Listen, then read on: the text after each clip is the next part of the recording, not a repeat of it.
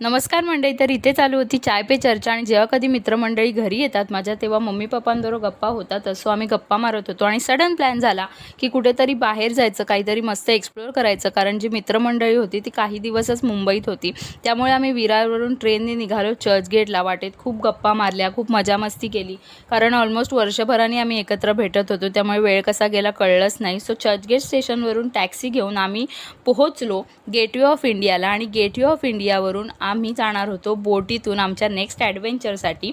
So आम्ही finally बोटीमध्ये सवार झालो.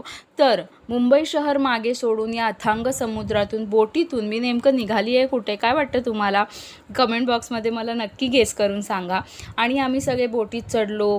खूप छान वाटत होतं, छान नजारे होते. हा अथांग समुद्र बघून मला नेहमीच छान वाटतं.